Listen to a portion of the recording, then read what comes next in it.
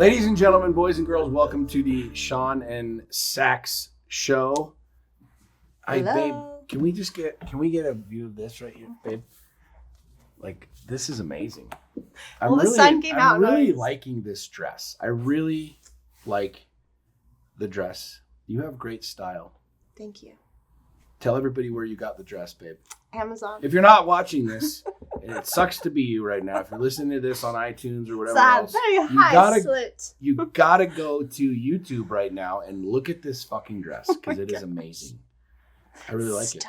And your boots, the frizzle frazzle. These are certainly not Amazon. These are not. Neiman Marcus. Ooh, bougie. Years ago, Neiman Marcus. I don't even know what brand they're. But thank you. You have great style, babe. Thank you. You really do. I think we both do. Yes. Unless you hate sneakers, then you're like, that guy's a douche. You're very well. I didn't like sneakers for a long time, but now I do. Yeah. Okay, so welcome to the show, guys.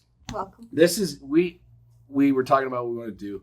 I love the Q&A ones. We get more questions throughout the week, and it's like maybe what we should start doing. In fact, as I think about this, we should do our normal episode around like a topic that we want to talk about, or a couple topics. And then just do the Q&A one. That's a good idea. We could do the Q&A one from the bath. We still haven't done a fucking bath episode, babe. Well, now everybody knows how great our bubbles are. Yeah. We should just make a video out of it. We need to be sponsored by the bubble people too, by the way, because that picture went crazy. Teals? Oh. No, but here's what's cool. Here's what's actually funny. We keep talking about it, and we've gotten into the bath, and we're like, let's do a bath episode. And we're like, now let's just sit and talk. It's because we're so tired by the time we get in the bath. We're just like, meh. We're going to make this thing, it's going to be a reality one of these days. We're going to do a bath episode one day. Yes. But anyways, we're doing the Q&A this week, and we've got some really, really, really good questions. And guys, thank you so much for all of your questions, for all your comments, for all of your feedback. Just in general, not just with this one, but just in general. Like, we have over 100,000 downloads, which is unbelievable. I mean, every single Tuesday, it's so fun because when we drop the episode on Tuesday, you're getting tagged in dozens and dozens of posts. I'm getting tagged in dozens of posts.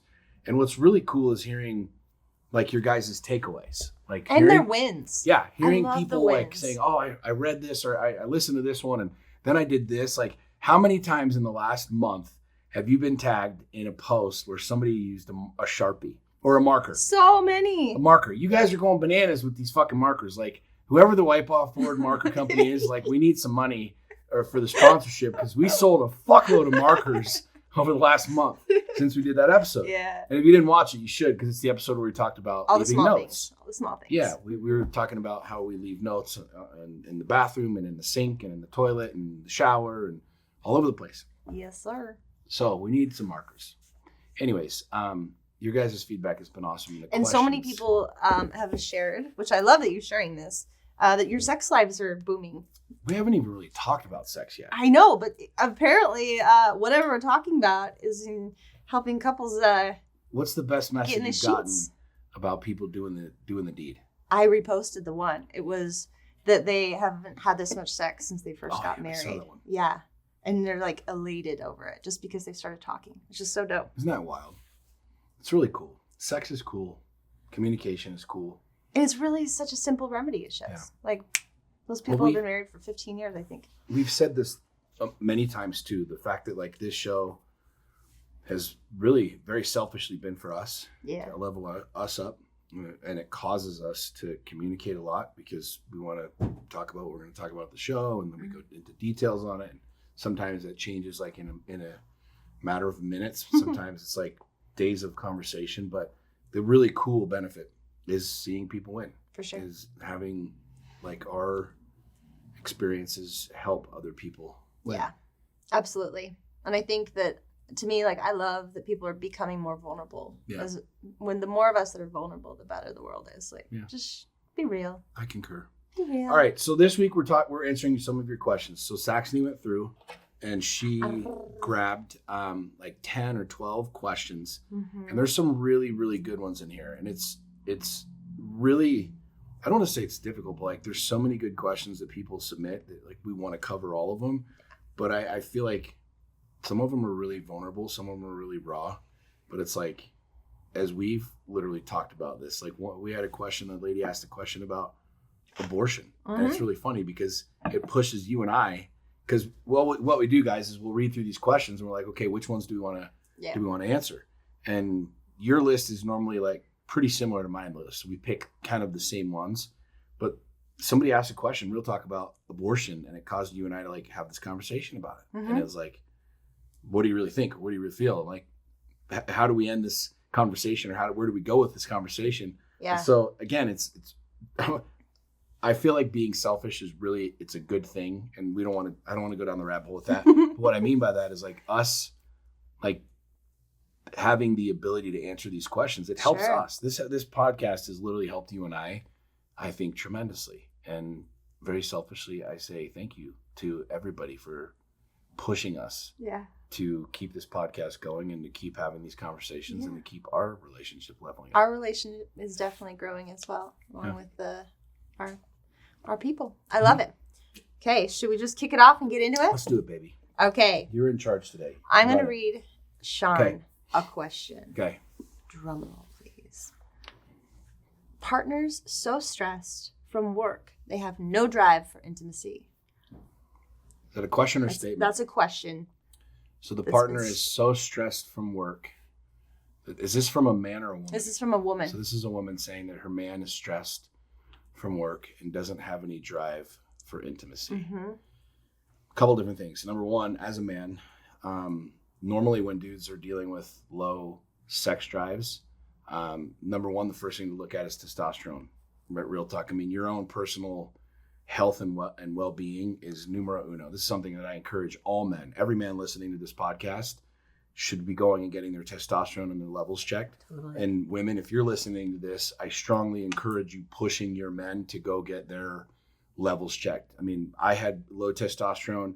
I don't know very many men that don't have low testosterone when you get into like the 40-year-old range. Sure. Most dudes, like your testosterone, you're either burning yourself out, you've got adrenal fatigue or something like that. So physically, like it might not be a reflection of I'm not attracted to you anymore, you're fat, you're ugly, whatever. It might just simply be that his literal hormones are fucking low, which decreases the sex drive. Chances are the fitness is down. If he's got a low sex drive, I bet you $1,000 he doesn't have a freaking high drive at the gym. So he's probably not in the best shape that he wants to be or in the shape that he wants to be. So that would be number one suggestion, is to push him, have the conversation around going and getting tested, even help him find it if that's something that he's not driving himself. Yeah, there's no shame in that. There's no shame in that, it just is what it is. The second thing, and I'm going to say this from a man's perspective, is if I'm working on some stuff, if I'm busy, if I'm dealing with things, I'm not making any excuses for man, because he's got to get his shit together and create the quote unquote balance of home and work and the whole thing. That's on him to do. But if I can make a suggestion to women and what to do and how to help in this scenario is, you've done this where I come to bed, you got something sexy on. I walk in the door, you got a whiskey and some freaking panties on, and I'm just like, you can't not react to that, right? I walk in the door and you look hot as fuck and you got a glass of whiskey. I'm like, game fucking on, right? I don't care what my day has been like. So you being proactive in not taking shit personally, okay? Again, I think that a lot of women probably read into this like, he's lying, he's cheating, he's this, is that, and the other. And I'm not saying all, but that would probably be a very common place for people to start is, if he's not fucking me, then what's going on, kind of a deal. And truthfully, it might be his hormones, it might be his testosterone. And at the end of the day, one of the things that you can do to really like help him through that scenario is being proactive, coming home and being naked, doing some shit, you know what I mean? Helping him through that, reminding him, if you will, hey, I need you to show the fuck up here at home. That's not a bad thing. That's actually a really, really, really good thing. You and I talk about this all the time is, having a woman be assertive sexually is a good thing. It's something that men appreciate very, very, very much. I appreciate that about you. It's very empowering for a woman as well. You're very sexually assertive. Like when you want something, you go get it. Like you see me in a space and you're not afraid to like know that this is what will help us, you, men, me, through this experience sexually. So number one, push him to go get his shit tested and checked. Number two, be assertive. Good. Get yourself out there. What do you think, babe? I like that a lot. And that's what's great, like about Core 4, which is what we live by, is, if if you're not in balance in all areas of your life, or balance, or at least you're not, you have focus and goals and everything each day in each area, that's what happens is you fall out of balance. And I know a lot of men that we associate with do struggle with, they overproduce, and then they feel like that's filling the cup for their family, when ultimately most of their wives or their girlfriends are saying, no, I actually want more of you, not just more money in the bank. Right. All right, babe. What do you think? Was that your answer? That was my answer. Okay. Yeah. Okay. This is a good one.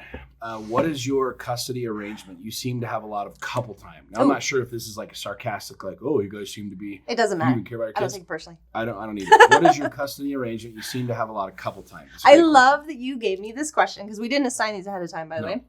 I have 50-50. My children have different dads, and when we got divorced, they're incredible fathers, and I feel very strongly that if your children have really great fathers, there's no reason that you shouldn't have joint custody as long as they have the means and they're close by to do that. So I literally have my kids 50% of the time. You have your kids 50% of the time. Sometimes more or less, just depending. But we're very fluid with our custody, and we have a really good relationship with our exes. So if things come up, we shift it around. But yeah, we do. We share that, and I think that's really important. I actually get this question a lot. A lot of women want to fight for this full custody thing. Mm-hmm. And if you're really going to ask me, I'm going to say, why? Why do you need the Why do you need them all? What is it? Not why do you need the children, but why do you need ownership over this is my shit. Exactly. I get 100%. Yeah. Right. And most of the time, the real answer is money, because you get more money with more custody. Do you think it's money? Or control. Control. Yeah. Money, in my opinion, it's not money, it's control. Yeah. Pure ego. If you're saying, this is the father of my kids, and I don't want him to see them, or I want to control this environment, control this deal, fuck that dude. And I'm going to take this to a next level. I don't have custody. Or, excuse me, I don't have custody. I don't have child support. Mm-hmm. We don't do child support. That was very important for me, because this is just the type of woman I am. This is how I approached it. I'm only speaking my truth. I went to the judge and I said, listen, I want me and my husband, or my ex-husband, to work this out on our own. Like, we don't need the state to delegate how much is going where and why. And that's because I have trust with them. I know that that's not like normal for most divorces, but that's how mine is. And that was always very important for me, because what I wanted to have first was the health and wellness and mental strength of the kids. I didn't want to have any of that involved. Yeah. I've got 50-50 with my ex, but we have a phenomenal relationship, and I see my kids damn near every day, whether it's at practice, picking them up, dropping them off, going by. I mean, you and I went on a Harley ride the other day, and we just drove by their house and stopped and said, what's up? And ate all their ice cream. And ate some ice cream. My ex-wife and her husband own an ice cream shop. And so we just, selfishly go by there. We're like, yo, what do you guys got? And we eat some ice cream. But like, I think it's, people saying that they see us with a lot of couple time, like we are together all the time. Mm-hmm. And I think that, we're either with our kids or we're together. And that's really what, if you pay attention to any of our social media or you follow us at all, like that's constantly what we're sharing with people is like, yeah, we're always together doing stuff, whether it's you and I or whether it's with our kids. That's our deal. Absolutely. So, I think to say one more thing on that too, like, you brought that up, and this goes for men as well. It's when you're dealing with a divorce, it fucking sucks, period. Let's just call it what it is. And I believe a majority of divorces are not amicable. You want them to be, and the idea is you want them to be, that the intention is that they will be, but there's a lot of fucking pride. There's a lot of ego. I don't believe that it's about money. I believe that you make really irrational decisions when you're hurt people, right? And so you naturally, man will want to hurt her. She'll want to hurt him emotionally, psychologically, you know what I mean? And one of the simplest pawns in the game, if you will, is kids. I know. And it sucks. Don't do that. And this is why I wanted to say more about this, because we are in a space that a lot of people either are divorced, getting divorced, or have been through a divorce, and they still carry around that shit. And one of the most dangerous things that you will do that will hurt you more than you will ever fucking imagine is using your kids as pawns in your ego game and using your kids in your anger game. You dislike her. For the love of God, you have to get your shit under control, because when you use your kids as a pawn, whether it's for, I'm going to bring them to her late. I'm going to intentionally do this. I'm going to intentionally do that. And this happens all the fucking time. It will hurt you more in the long run than you could ever imagine, because here's the truth. The kids are going to grow up and they're going to remember that shit. Yep. They will remember. I promise you, I don't care how little they are. They will remember how you were, the interrogation of them, when they come from mom's house to your house or dad's house to your house, and you're interrogating them about what dad's doing or mom's doing, or who dad's hanging out with or who mom's hanging out with, or what's going on in the house, like any of that shit. It is absolutely, it's damaging to the kids, but more than that, I promise you that it will cause you severe problem in the long run. Period. End of story. Like, as you're going through a divorce, if you're listening to this right now, if you're going through it, if you've been through it, if you are divorced, there is nothing more important that you do than you get your relationship with your ex right, really right. Not just egotistically right, but really, really, really get to a place where, like, yeah, there was a lot of fucking pain, but at the same time, we were in love at one time. We did create these children. Like, let's find it within ourselves to handle our own business and handle our own shit, so that we can be good parents going forward for these kids. Absolutely. I love that, babe. Yeah. Good answer. Yeah, custody is one that I gladly brought up. Yeah. All right, my dear. This is a good one for you. Should a man continue dating a woman when his preteen daughter dislikes her right off the bat? Ooh, that's interesting. I think that says a lot about the man and not as much about her, to be honest with you. I think that this is a great question for me, because I have a teenage daughter. And this is preteen, so she's probably 11, 12-ish. Call 11, 12, whatever. Yeah. Call it teenager, preteen, whatever you want to call it. I have a very, very, very strong relationship with my daughter. You know this. Mm-hmm. We're energetically very much together, in the sense that when I was dealing with the pain and the frustration of my last relationship, she knew it, she felt it. There was a lot of disdain there between my girlfriend and my daughter. And I was in the middle of that. And I was trying to handle building a relationship with my daughter and building a relationship with my girlfriend and trying to be the guy that brought everybody together. Meanwhile, I was struggling, at the same time. That caused my daughter to have a lot of resentment, not just towards my ex, but towards me. My daughter saw that I didn't trust myself to make the right decisions to make me happy. And so naturally, when you think this through for a second, and we can go down the rabbit hole with this if we really want to, she saw me not keeping word to myself or keeping any boundaries. My daughter witnessed me having that reality. And so naturally, that's her experience with her father, me. And so when I move forward, bring somebody else into the equation, naturally, all she knows and remembers is what just happened. So there's a wall there, right? It's the same thing. Like if you're cheating and you apologize for cheating, you have to understand that one day, one bouquet of flowers doesn't fix the reality. No. It takes a long time and a new reality and a new pattern to build a new experience. And so I remember dating people and having a ton of resistance from my daughter to the people that I was spending time with.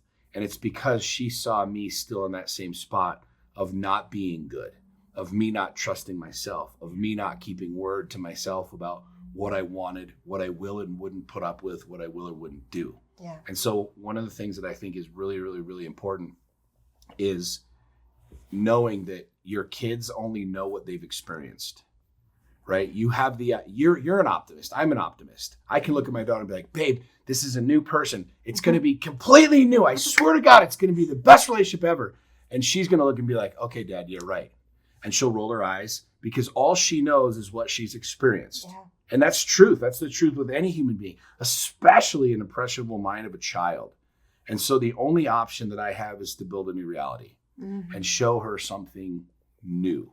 So even dating you, you met her at the concert, remember? For the first time, you met her at the concert. And I remember very vividly having conversations as we started dating, like before she really came into our space. about, hey, so what do you think about Saxy? She's cool.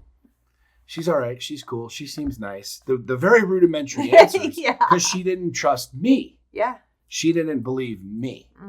And so what happened was, as I started to change and evolve, and she saw me keeping my word. She saw me keeping boundaries. She saw me different. She saw me happier. She saw me more fulfilled. She saw me in a different light. What I saw happen is she started to warm up to you more, knowing that you were part of my life. And I don't give a shit how cool you are, Dad. I don't care, Mom, whatever. If you've been in a place where you've been in, let's just call them toxic relationships, your children know that. And they're going to believe that that is the norm, that is the reality. And the only way that you can rewrite that story is by rewriting your own story and showing, not telling, showing your kids something different. And so I know that Bryn, my daughter, gained a lot of love and trust and connection to you as she saw me changing, as she saw me happier, as she saw me more fulfilled, as she started to see the evolution of me. She naturally warmed up to you as you being part of my life. Does that make sense? Oh, absolutely. Yeah. Yeah, absolutely. That was a really good answer. Also, what I would like to add to that is ask your daughter why. And not in a way of like don't have an opinion about her answer. Like get on a level where you can speak to your daughter human to human and ask her, what is it? Get curious with your about any problem that ever comes up. Get curious with your kids.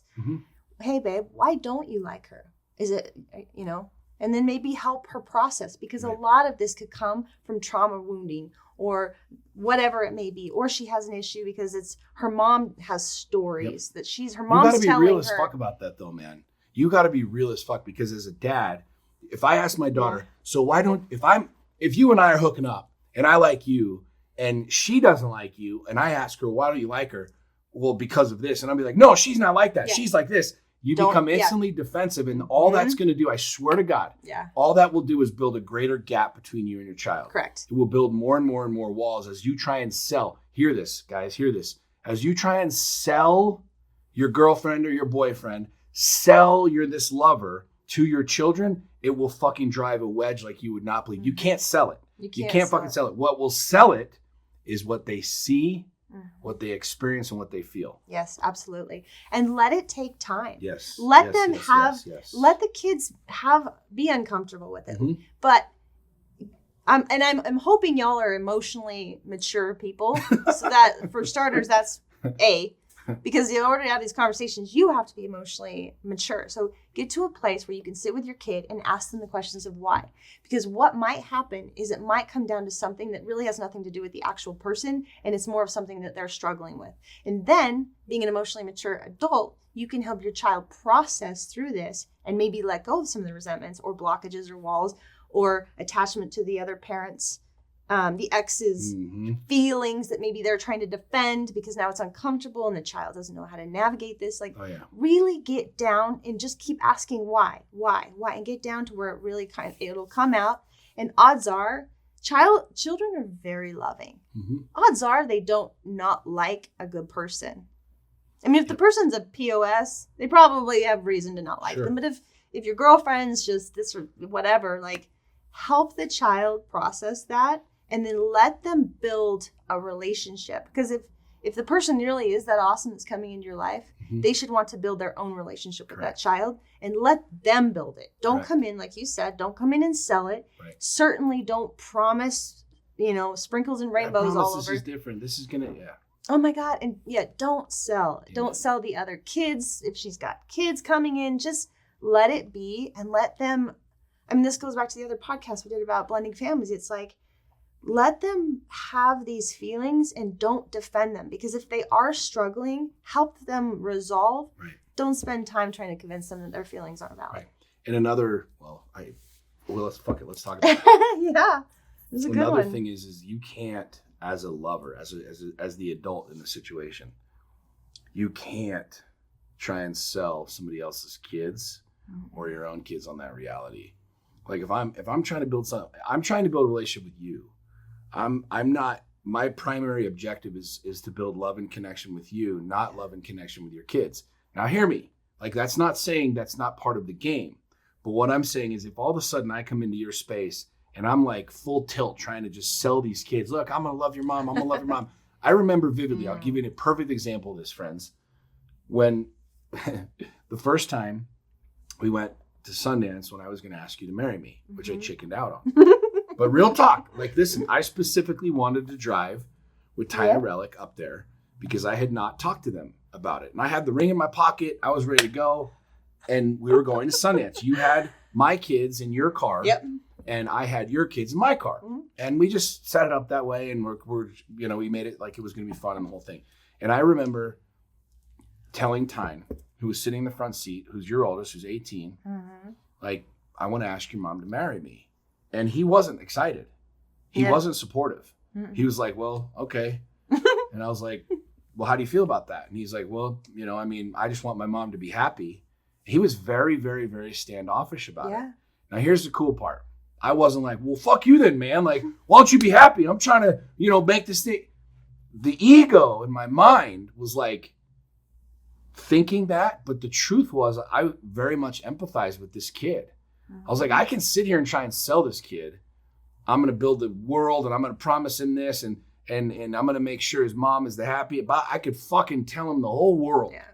And the truth is, like, what this kid needed to see was reality. He needed to see truth. He needed to see me loving you, not me telling him I was going to love you, not me telling him how rad life was going to fucking be. But he needed to see me build some real shit with his mom. He needed to see that his mom was actually going to be taken care of and was going to be loved and was going to be, connected to versus like what he'd experienced. And he said it flat out. He's like, yeah, my mom has been in a lot of different relationships and I've seen her heartbroken and I've seen her upset a lot. And I was like, I vibe with that, dude. I get that. He's straight gangster. He is gangster. That's why we get along. I know. Because I wasn't, we went straight to the fucking, the game. And I was like, I get that, dude. And I said, I can tell you that the world's going to be peaches and sunshine, but I love your mom and I want to be with your mom. And that's all I can tell you, bro. And it was like such a rad conversation because I realized like this kid needed to see something different. And I could preach to him. I could tell him, but all I knew that I could do was show him. Yeah. And so it was a really powerful conversation for me because I realized that us bringing our lives together, that was our primary objectives. I wasn't here to sell your children and you weren't here to sell my children. Part of the package is these kids, knowing that these kids are coming into our world with a lot of quote unquote baggage, with a lot of experience, with a lot of pain, excitement, frustration, love. Our kids for sure have a lot of baggage. To all of this, right? But I know without question that what has built a relationship with you and my daughter and me, you and my sons and me and your sons wasn't me selling your sons jack shit. And it wasn't you selling Bryn anything. It wasn't you promising the world or being some fake as fuck chick who was just trying to get into her world to try and be cool stepmommy. It was me and you building something freaking big. Right. It was me and you getting really fucking transparent. It was me and you building a real relationship and them watching that happen. Because the first couple times I met your boys, it was like, yeah, cool, what's up, man? Like, okay, this is a dude who's going to be gone in a week. This is a dude who's going to be gone in 2 weeks, right? Oh, and that's truth, right? Yeah, Am I wrong? No. It sounds harsh, but it's true. No. It's fucking true. And Bryn thought the same thing. Yeah. This is just another one of Dad's fucking girls that he's hanging out with and playing around with and the whole thing. And then all of a sudden it's like, oh, okay, it's a little bit different. Yeah. Okay, they're hanging out a little bit more. Okay, they're like, it's different, right? And they saw that. We did that, and they saw that. And I think this is so important. It's so for people that are trying to blend a family and put a family together is showing them. Yeah. You can't fucking sell them, man. You've got to just show them. And that takes a lot of courage on your own part to know, like, hey, your son's not going to be like, dude, you're the fucking coolest motherfucker in town. Yeah, man. He had a ton of resistance towards me at first. And it wasn't that I was a bad dude. It was like he just didn't fucking trust and didn't believe. And I know damn well that, like, if you want to build something, you have to build that, like, with yourself and with you and I, and the kids will see it. Yeah. I love that. Great question. Great question. I don't even know the answer to our question. Okay, let's see. All right, my dear. Am I reading the next one? Yeah, you can flip through those. All right. We should have it on like a little spinner, like. Yep. next time. Here's a cool, simplest date night you do. Simplest date night. Most of our date nights are simple. Yeah. Our simplest and probably one of my favorites is we run a big old bubble bath. Mm-hmm. We go eat dinner, have some cocktails, and then we'll make the biggest bubble bath of all time, and we'll stay in it for like 4 hours and talk. Mm-hmm. And that's not an exaggeration. And the whole lockdown thing has been funny with this because, like, I love going out. I love going to shows. I love going to theater. I love going to comedy clubs. I love going out and doing stuff, right? And I still do. And it's weird because none of that is open right now, and it's caused us to create simplicity. Yeah. But we talked about this the other day when we went to the store. Like, even just going to the mall. Trying on sunglasses. Yeah, we went to the mall the other night on date night. Mm-hmm. We had some food and some cocktails, and we literally went and walked around Nordstrom's for an hour and a half. And it was fun as shit. Mm-hmm.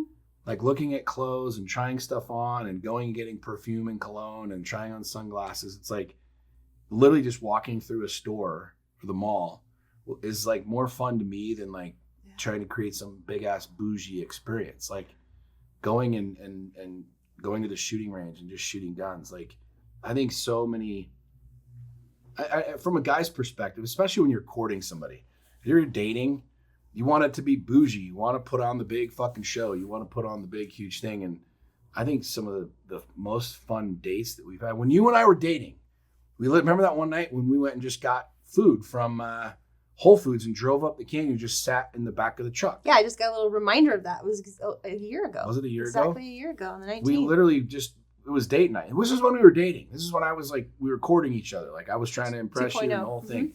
And we literally went to Whole Foods, went and made some salads and got some food and whatever, and got in the truck, and we drove up and we found a cool spot up, was it Immigration Canyon or whatever it was, and just sat in the truck and ate food and watched the sunset. And that was it. Like, that was our date night. We've had lots of picnic dates too. Yeah. We've taken the razors out with Beto's burritos and That was made a good fire. One. That's where you fell in love with me. I know.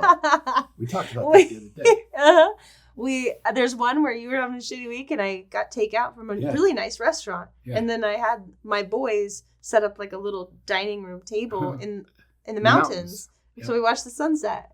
A lot of our really fun dates have been there. Yeah. We've done other fun stuff. We've done cool shit and gone to comedy clubs and gone out here and gone out there. But like, a lot of I think if we were to name off like our favorite dates, it would probably be literally just eating like a picnic or eating a Beto's breakfast burrito in the mountains over a campfire. Yeah. And a lot of it, like, it's like less is more. Yeah. So if you're going to stress about doing a date, your energy is going to be kind of. Yeah. So you might as well make it simple and fun. So you're in a good mood. Oh, it's my turn. I agree. No, I want to ask one more. Okay. Because I found another one. I agree 1,000%. And I think also it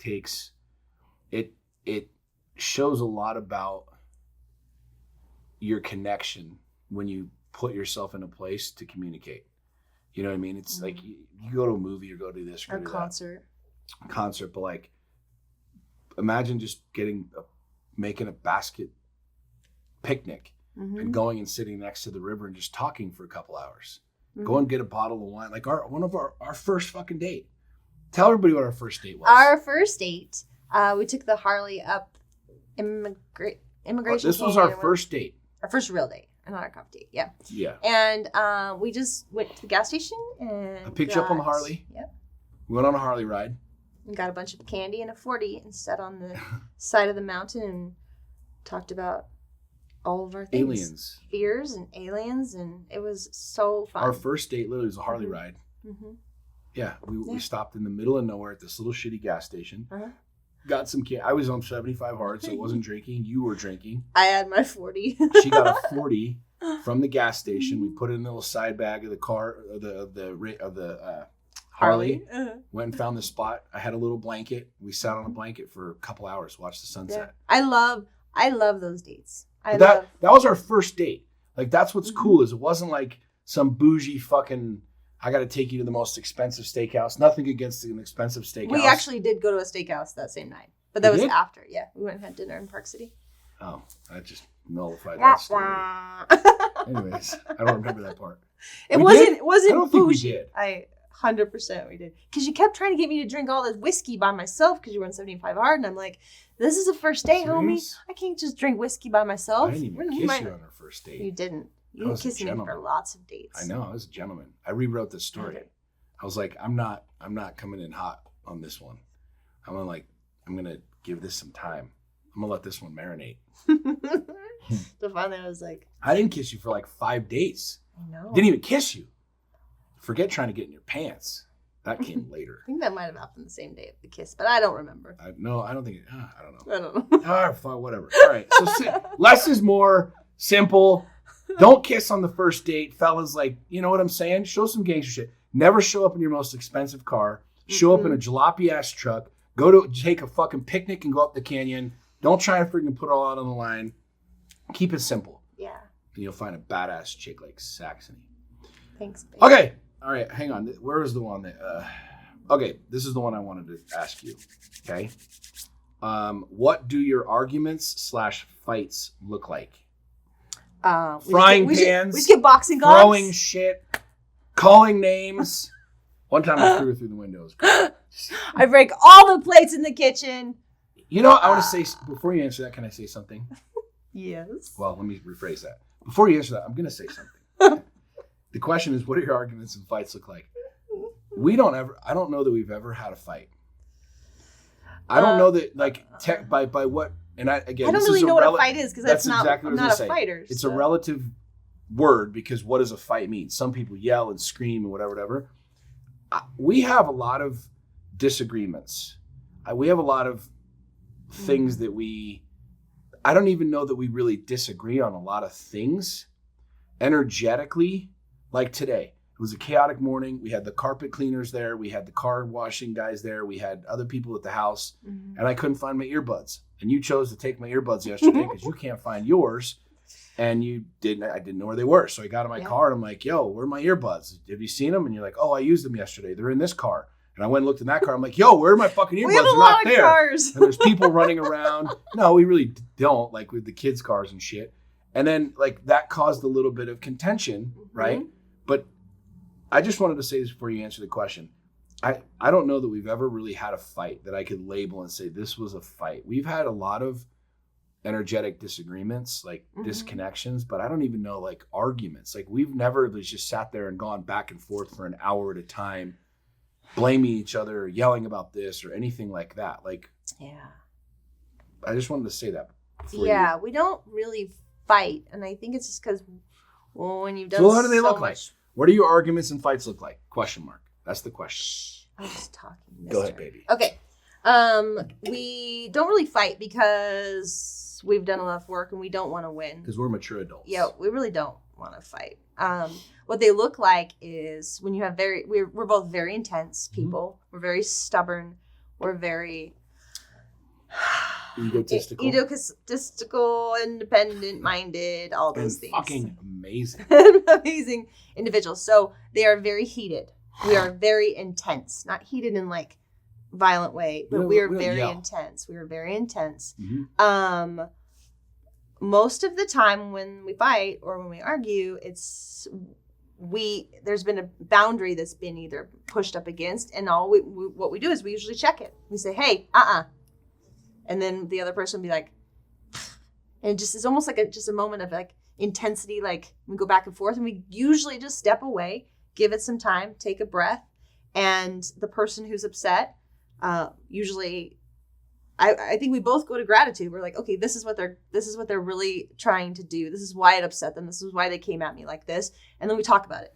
We always come full circle and talk about it, because we will reflect on, especially with you, I'm just going to speak for myself.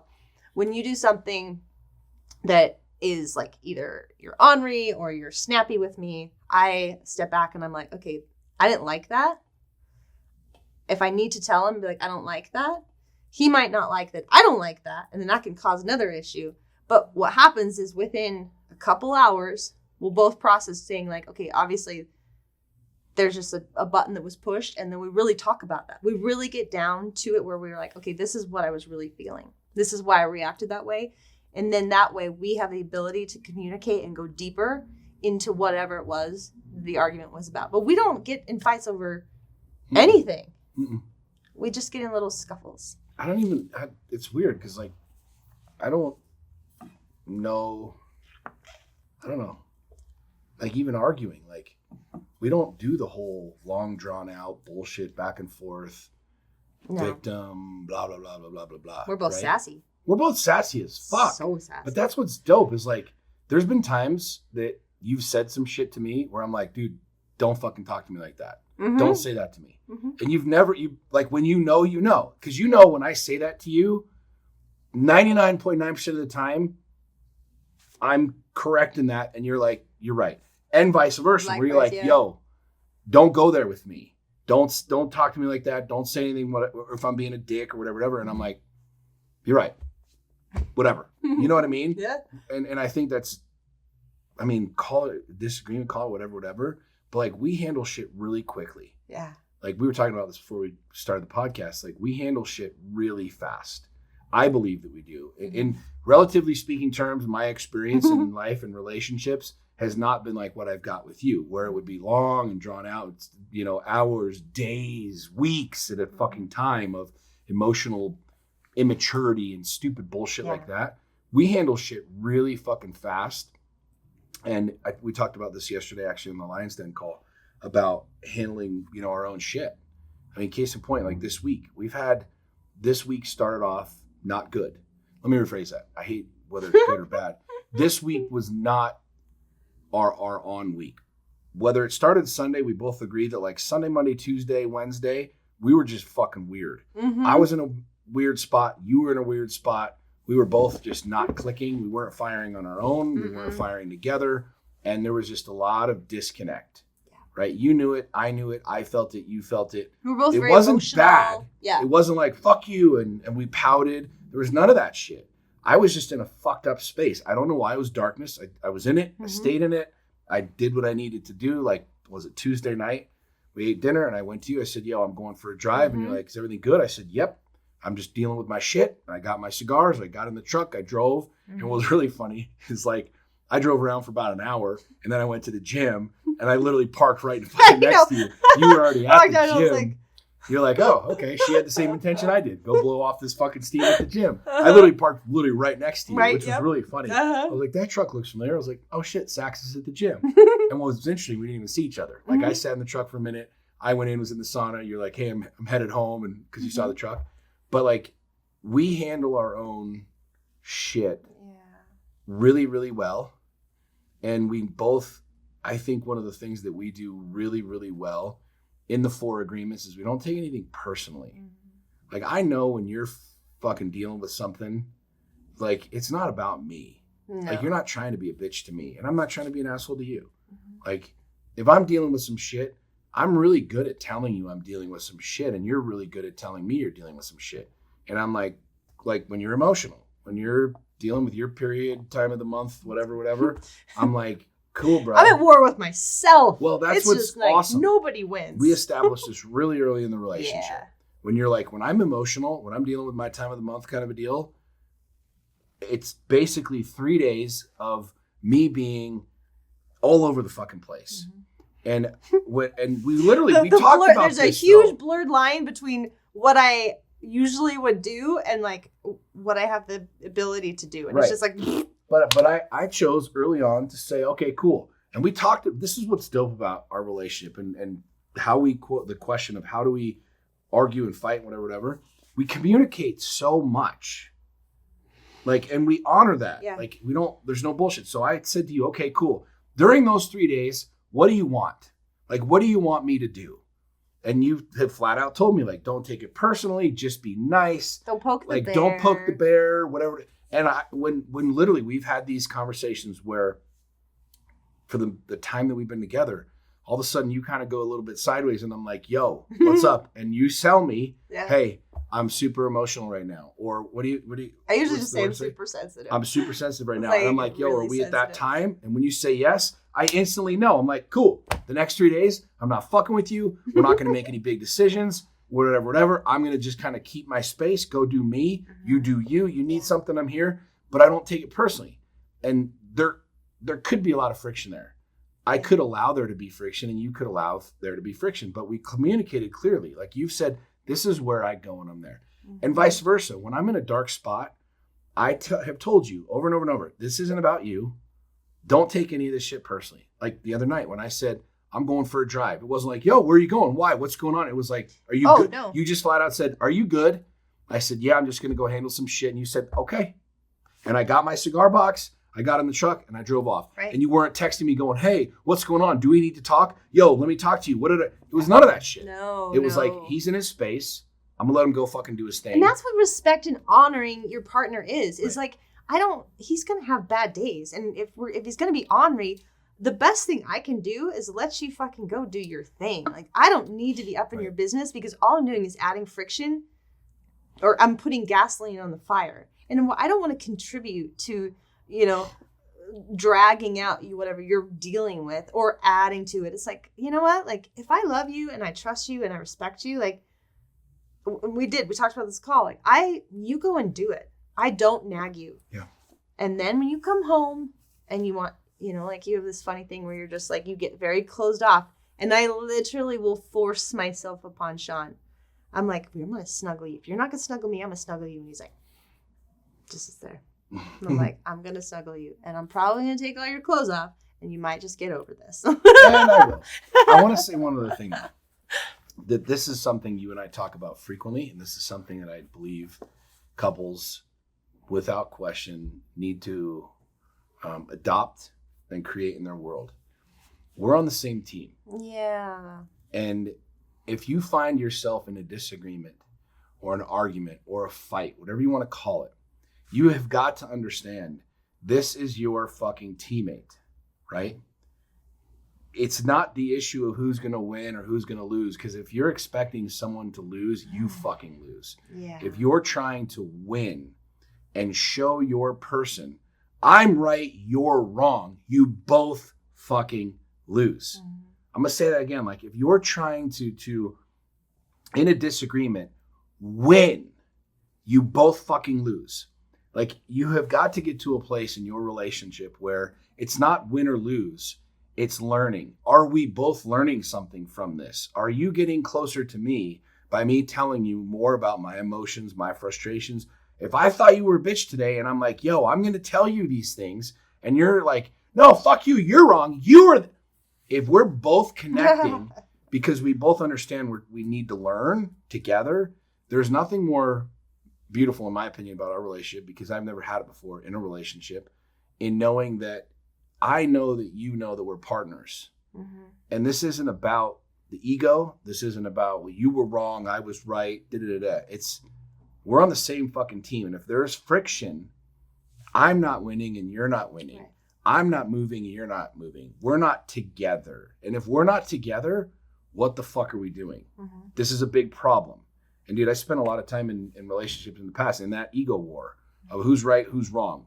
Like, who needs to be validated more? And with you and I, the thing I love about our relationship is, like, we know, like, without question, like, we are partners on this fucking deal. Yeah. And so if I'm in a sticky situation, if I'm in a dark spot, you're not winning. You're not like, ha, ha, ha, I won. You know what I mean? Because you're not getting what you want. We're not growing and expanding, and vice versa. Mm. And so I think something immensely critical that couples need to adapt to, like, bring into their space, is understanding, if you're with somebody, that's your fucking teammate, dude. Yeah. That's your partner. Mm-hmm. If you want to move down the court more and move the ball even further, you've got to communicate better, work together better, know that our goal is to get this ball into the end zone, right. Whatever that looks like. And if we're at war with each other, it doesn't matter who's throwing the ball, who's receiving the ball. Like, if we're not connected, we ain't fucking moving. Yeah. If we're not connected, we're not scoring. If we're not on the same page, learning, evolving, adapting together, we're fucked. Mm-hmm. We're fucked. Yeah. I love that. My final thought on that is let shit go. Like, yeah. Sean is a sassy motherfucker. And if I literally took everything personally, this little sassy mouth said, we'd always be in a war. And then I don't mean to say that, like, but he's just a sarcastic, funny guy.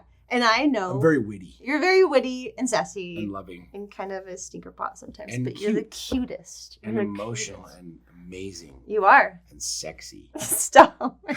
Carry on. Keep going. What were you saying, dear?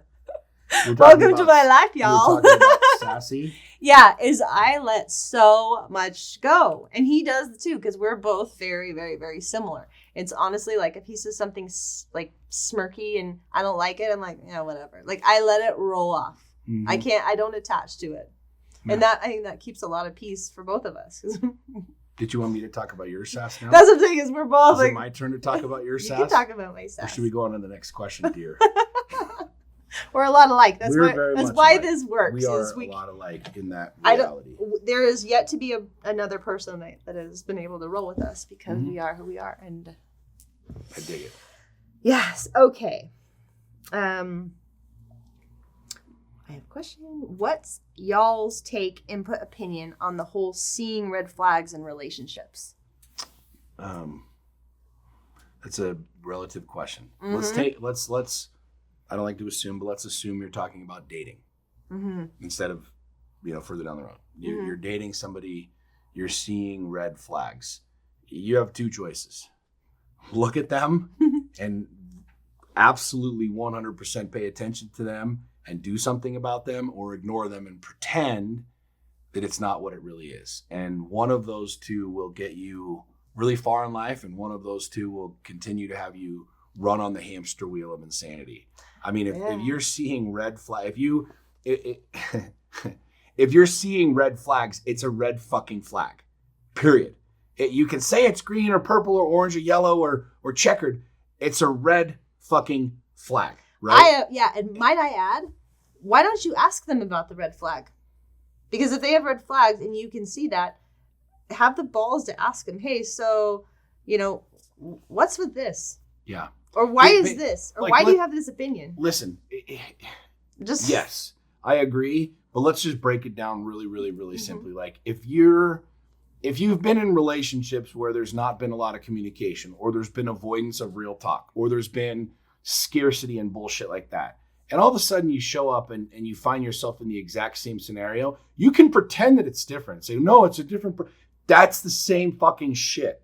It's the same deal. It's the same. A red flag is always going to be a red flag. I agree. I believe this 150%. Now, people can try and debate this and say, well, it's just what it is. You know what I mean? Yeah. And why are you attracted to them? Well, number one, why are you attracted to them? But number two, why do you, we could go down the rabbit hole. So why do you, if you find yourself in a situation that you continue to see these red flags, perhaps it's time for you to step back and be like, yo, maybe I'm doing this thing wrong. But I want to stick on the question, like, if you're seeing red flags, believe the red fucking flags. It's really simple. You have to believe them. You've got to believe them. And don't be surprised if you find yourself constantly in heartbreak, constantly frustrated, constantly, in a place of depression and demise. If you see the red flag and don't do jack all about it. If you see someone waving a red flag in your face and you don't do anything different, you don't make any changes, that's on you. That is 100% on you. That is a direct reflection of your self-worth. 100%. When you're literally, I see people like making fun of this on social media and memes and talking about red flags and, hey, like, let's, waving these red flags all over the place. And they almost think it's funny and it's like a mockery. And what's really interesting is you look at some people who are constantly complaining about, oh, my relationship sucks. And oh, why aren't there any good guys? Why are all girls bitches? Motherfucker, you're like literally, it's almost like you're waving a red flag, waiting for someone else to wave a red flag. Be like, yo, let's connect and wave our red flags together. And you wonder why you're fucking miserable. Yeah. You wonder why you're heartbroken. You wonder why your life sucks. Because you're literally like looking at the red flag and choosing to not see the red flag for exactly what it is. So you can't. And when you get to a place where you have such high self-worth, you don't even tolerate. No. You see a red flag and you're like, gone. Much love. Gone. Peace out. I've come too far. You ain't my people. And it's like, you have no tolerance. There isn't like a, what do I do? There's no debating. It's like, it is black and white. Well, and that's why, because people don't do that because they have no self-worth. They have no boundaries, right? I'll give you a really, really good example of this, okay? This is the real talk. Get it, babe. Saxony dumped me. How many of you know that? I'm so glad you brought this up because I was thinking it. Okay, so this is the first thing that came to my mind, probably the same thing that came to your mind, okay? Yep. I was dating other people. Now, technically, she was dating other people, but we'll save that for a different conversation. However, I was not in integrity and with my word, where I would say, let's go do something, and then I would bail, or I would do this, or I'd do that. And it was a pattern of mine being not committed, being in a scarcity mode, and you knew it. You fucking knew it. Yeah. That was a red flag for you, right? Absolutely. It was a red flag for you because you were in a place where you were like, yo, I don't want to play the game anymore. I want something different. And you told me, yo, I want you to keep your word. And if you say we're going to do something, and I'm like, yeah, whatever, because I wasn't there. Mm-hmm. You saw the red flag. Mm-hmm. And I called you on it. You called me on it. Way, but I brought you it called up. me on it. Mm-hmm. And you ended up saying, peace out, fuck you, right? Mm-hmm. Now, what was dope about that, what was really cool about that, for me is you saw that, right? Now, you saw it, but you also had the balls to be able to do something about it. Yeah. You were in integrity with yourself more than you were enamored with me. You cared more about your own self-worth than running the racket with me. But that was a red flag, straight up. That was a red fucking flag. Yeah. I have red flags where I dated people and literally to a T had the same actions and the same responses and the same things. That an ex of mine, we had wild fucking bad shit going on, like happening, and I chose to ignore those things. And surprise, surprise, guess what I got? The same fucking result. Mm-hmm. I share this simply because what was really, really, really cool is 2.0, right? Our 2.0, meaning I came back and was like, yo, let's do this. And I gave you a second chance. Bless your heart. But that second rodeo, that second go around 2.0 was, I think, the reason it was so powerful for us because you made very fucking clear out of the gates, yo, here is where I am. This is what I will accept. This is what I won't. This is what I will tolerate. And this is what I won't tolerate. And at first I'm like, yeah. Okay, whatever there, sweetheart. Whatever. Let's get together and have some fun. But I saw very, very quickly that you were not going to put up with any of that shit. And to me, that's a very, very, very noble thing, but it's a very powerful thing for our relationship because you saw the red flags initially, waved those things came, you were like, no. Mm-hmm. And then the second time around, it showed me that I had to show up completely fucking different. Mm-hmm. You know what I'm saying? Yeah. And what's really fascinating is you have a choice. If you're listening to this right now and you're dating and somebody shows you the red fucking flag, believe that shit, man. Believe it.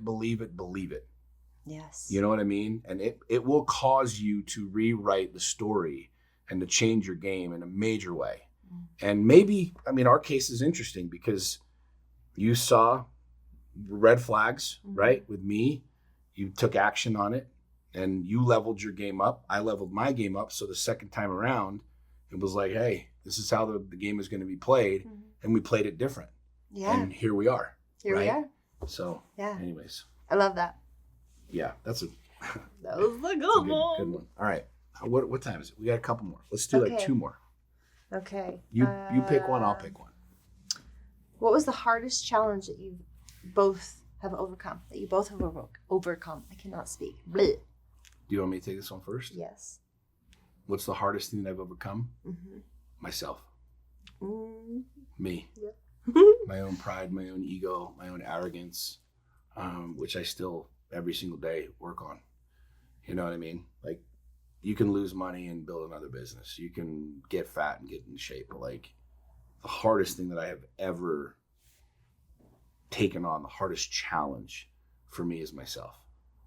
Like, I am my biggest enemy. I am my biggest challenge. I am my biggest project. Period. Mm-hmm. What do you think? Oh, yeah. I knew that was what you were going to answer. Oh, what's your answer? The same. Yeah. It's absolutely myself. And more so, I have made it my life's mission to let go of things that I have identified with out of pain or struggles or stories or my childhood or my eating disorder or my broken hearts, like, which comes down to me. It's all me, and it's a daily thing because it's so easy to roll back into those things, and it's like a discipline. It's like eating a healthy diet. You stay on it. You do it every day. You keep awareness of it. And it's absolutely me and my own bullshit. Everything else is just because of my own bullshit. That is my problem that I have to overcome. So, yeah. Amen. Yes, sir. All right, one more. I'll ask you. I'll pick the last one. I picked. Flip through. There's a couple of little pages. Let's see. Hardest challenge, custody arrangements. I like this one. I like this one a lot. What do I like most about Sean Whalen? What's the greatest thing about Sean? No, that's not. But you can say that if you'd like. No, it's a real question. Is it possible to meet your partner's love language every day? Oh, I'm glad you gave me this one. Is it possible to meet your partner's love language every day? I'm going to say fuck yes. Here's why. Less is more. Keep it simple. Mm-hmm. Sean's love language is gifts and affirmations. Do you know how easy it is to get a sticky note, which is technically a gift? Put it in his cigar box with a smiley face and write, I love you. Mm-hmm. Done. Took me 5 seconds. Go to the grocery store. Buy him chocolate-covered almonds. Dark chocolate-covered almonds. Dark chocolate. Get that right, girl. It's like... Don't ever make that milk chocolate again. You know, it's like going to the grocery store, picking up something I know you love. The affirmations are easy. I send you text messages. We went over this on the other podcast. It is so easy. Physical touch. Physical touch. Walk in the house, kiss your person. Give them a good 20-second hug. I am physical touch. I am so easy to please. Like literally, quality time and physical touch. I'm an easy date. You just have to hold my hand and sit next to me. I walked by you the other day and just smacked your ass, and you literally just stopped. You're like, I like when you do that. I know that you like when I do that. This is why I do it. Every single time I walk by you, I smack your ass. I do something, touch you, pull your hair, grab your boobies, whatever it is. Like constantly, right? Yeah. And it's like that's without question your love. I think it's actually harder to not do it, to intentionally not do it than to do it. Right. And the reality is if your partner's love language is, quality time and physical touch, it's really, really, really easy to meet the physical touch need every single day. Really, unless you're like traveling and you're on the other side of the planet, different story. It's almost impossible to not do that, right? Sure. Same thing with words of affirmation. You almost have to go out of your way to not say positive things, affirmative things, connect, send text messages. Gifts, same thing. If you almost have to like intentionally not do it. That's how easy it is to do it. And acts of service is super easy too. Like, hey, I paid the water bill, just so you know, so you don't have to worry about it. By the way, you pay the water bill? No, that's why I thought of it. Hopefully our water's gone. Well, it was this morning. We're really so. Using the water today. We have our windows getting washed, cars getting detailed, carpets. That's whatever. It's so easy. You just have to get out of your own fucking head and just make it a point to just like pay attention to your life. Dude, let's back this up though, even back it to the beginning. Do you know how many people don't even know what their partner's love languages are? Here's the deal. We'll leave you guys with this. I'm surprised how many people don't. Real talk. You know who gave me the 5 love languages? Your ex. My ex-wife. Right after we got divorced. She's like, we should have done this and taken this test a long time ago. And they have it for kids too, by the way. They have it for teens. They have it for kids. They have it already. Go right now. Just Google 5 love languages. And it's a free fucking test. It's free. It costs you nothing. It takes you 10 minutes. This could be a cool 10 date activity. Fucking minutes. Guys, I swear to God, like the reason this is so important, the love languages is so important, is I'd never read the book and I never took the test when I was married. Okay. When I was married, I was a guy that loved to give gifts. I bought my ex-wife a Denali, an Escalade, I made this pave ring, this bougie pave ring for our 5-year anniversary. She fucking lost it within like 2 weeks. It was gone. And it was expensive as shit. Here's what's interesting. After we end up getting divorced, she takes the love languages. Guess what she scored a 0 on. A 0. Gifts. For sure. It was not even remotely close to something that she gave a fuck about. Now, the ego is like, whoa, you should love it's not your love language. Like, it's what my ego versus what's real. This is why it's so important for people to take the fucking test. Because if I'm giving you gifts and you don't give a shit about gifts, I'm not connecting with you. I'm not doing the things that you love. We have our own love languages, and then we have our partner's love languages. And if you don't know them, how the fuck do you connect with somebody? How do you connect with somebody? You don't. So absolutely crucial for you to know yours and for you to know your partners. Mm-hmm. And literally then it becomes, it's free, guys. It's fucking free, okay? And it literally tells you if your partner's love language is words of affirmation, here's what that looks like. Here's what they are attracted to. Here's what they connect with. If your partner's love language is physical touch, if your partner's love language is quality time, here's what quality time looks like. Here's what they're needing. Here's how you can connect with them. Yes. Guys, women are not that. We think that these creatures are so attainable and we don't know and we can't figure them out. You're really not that fucking hard to figure out. No. Quality time, physical touch. I give you quality time where there's no cell phones, there's no this, and it's not 6 months or 6 years. It's a 30-minute bath, 4-hour bath, whatever it ends up being, right? Yeah. Smacking your ass, grabbing you, holding your hand, kissing you, rubbing your neck. It's not that hard. No. But there's so many relationships that have led to divorce. And I actually had this in my past is I don't really care about stuff. Like, I want you to hang out with me. Mm-hmm. Going to the gym with me. Like, I want to be in quality time. I get FOMO like a motherfucker. Quality time. Yes. I want you to just want to hang out with me. Yes. I literally, like, gifts are cool. Like, you buy me great gifts. But if that's all you did, I wouldn't be very, I wouldn't be very happy, truly. You go right now, if you haven't taken it, if you haven't done it, just go to Google and type in 5 love languages. Type in 5 love languages free quiz, 5 love languages test. Take that link, send it to your lover, send it to your significant other, send it to your boyfriend, send it to your girlfriend, send it to your kids. Like I did it with my kids. We did it with all of them. They've got teen ones. You can figure out what your kids' love language is, and then you can fucking give it to them, right? Mm-hmm. My kids are radically different. Radically different.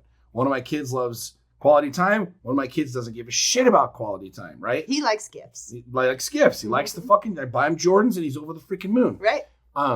Go take the test. Go take the quiz. Figure out what yours is. Figure out what your lover's is. And then literally do that every single day. Every single day. You might not give a rat's ass about physical touch. But if that's your lover's love language, you better fucking learn how to do that, and you better learn how to do it quick, because if you want to connect with them, simplest, least resistant path you could take. Yeah. And if this is totally new and foreign to you, put a reminder in your phone. Do yourself a favor and be like, hey, buy your wife flowers. Yeah. Buy your wife something. Smack her ass. When you walk in the door, smack her ass. Yeah, whatever her your partner's love language is, put it in just a note in your phone to do it. Yeah. Yeah. Yeah. I love it. It's a good way to end this. It's a great way to end this. Guys, we love you. Thank you so much for tuning in. Please like, please comment, please share. It means the world to us. We ask literally nothing of you guys other than if you get value from this, please pass the value along to other people. Please go leave us a review on iTunes, Google Play, whatever, all over the place. All of them. Go to all of them and just say hi and share it with somebody else. We love you. See you next week. Bye.